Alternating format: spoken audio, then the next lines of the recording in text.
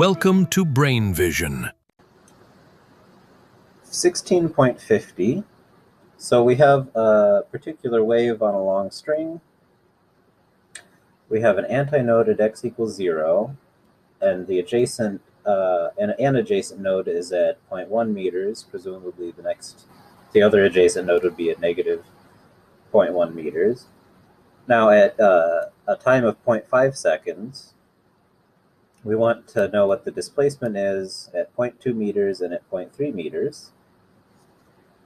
And then at 0.2 meters, we want to know the speed, the transverse velocity, at 0.5 seconds and at 1 second. And then we'd like to sketch everything at 0.5 seconds between 0 and 0.4 meters. So there are two ways you can go about doing this. One of them is to write down what we're about to write down here, which is we can work out what the actual form of the standing wave is, and then just directly compute things from that.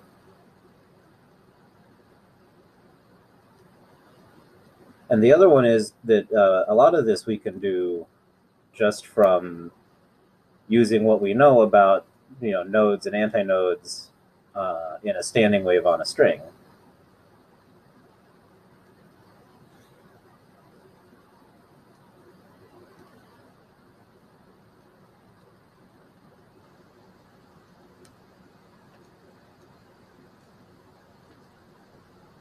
So our amplitude is 4 centimeters.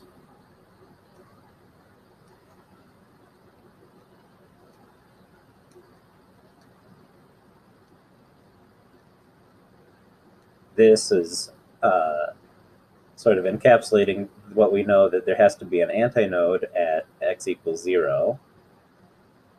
The negative sign is because at time greater than 0, we see it goes down initially.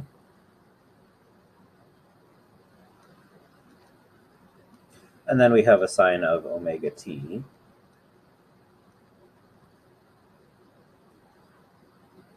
Or omega is, of course, 2 pi divided by the period.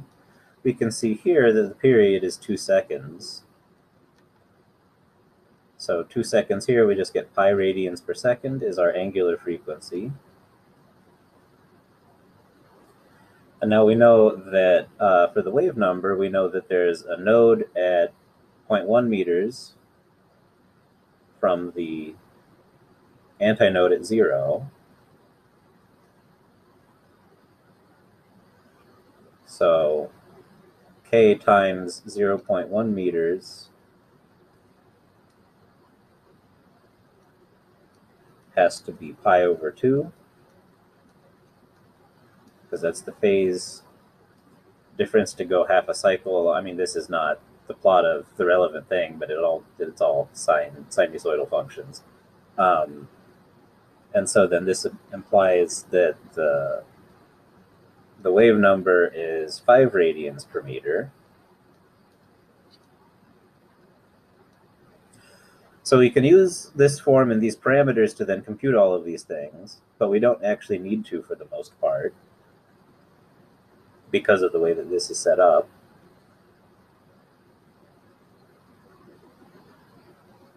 And in fact, let's work slightly backwards. Let's draw a sketch of this down here.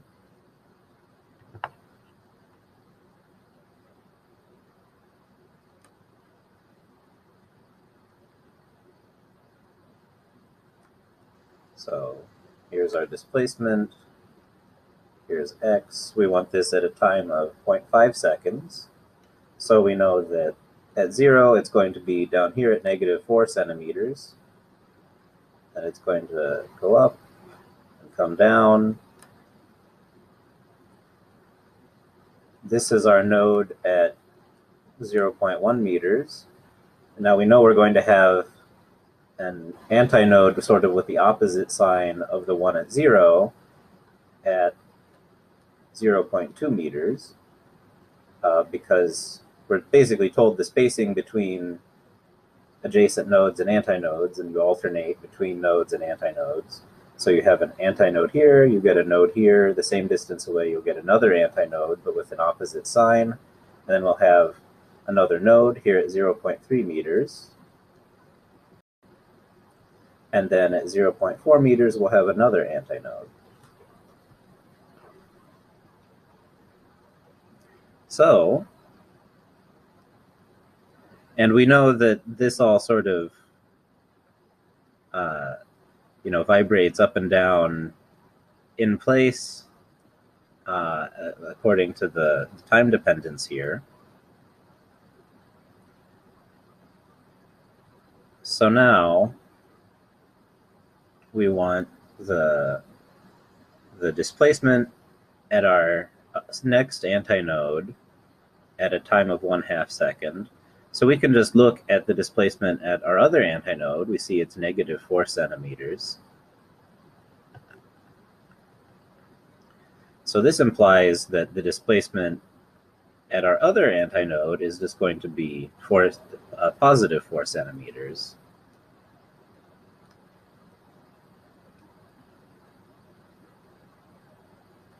Now you can also get this by plugging in 0.2 meters and 1/2 second into the function that we wrote that describes this, but it's easier and actually uses some of our conceptual knowledge to be able to take a look at this sort of the setup of this problem and then realize that 0.2 meters here is going to be another antinode, so we don't need to actually figure a whole lot out with an explicit calculation. Now B at 0.3 meters, we already reasoned that this is going to be another node, so its displacement is just always 0.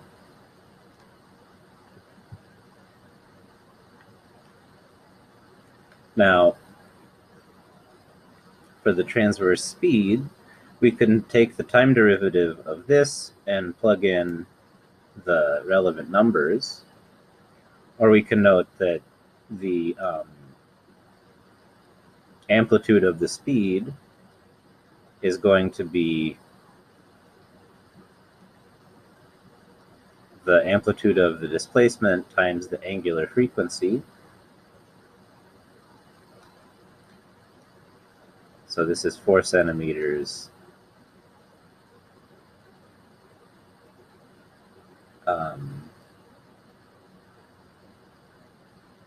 times pi radians per second. Now what we're looking at here is the next antinode here at 0.2 meters. So when time is 0.5 seconds, we see that its displacement is going to be at a maximum, just like this one, because for the next antinode over, like I said, it has sort of the opposite sign. So this is what its displacement as a function of time is going to look like. Now, when the displacement is at a maximum, it's instantaneously at rest because it's the direction of its velocity is reversing. So at 1/2 second, its speed is 0.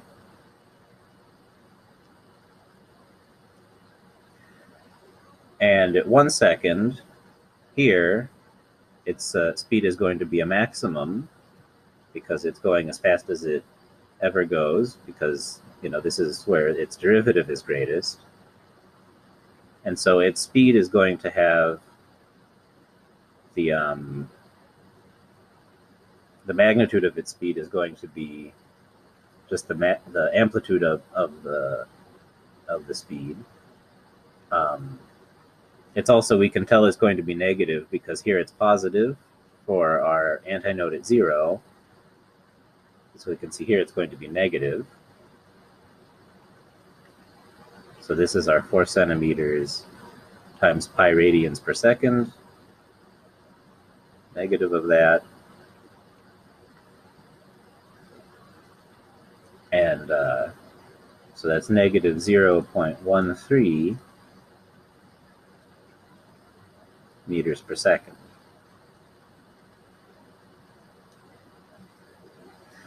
So now, if we had wanted information somewhere in between the nodes and antinodes, then, you know, we would have to basically go back to this.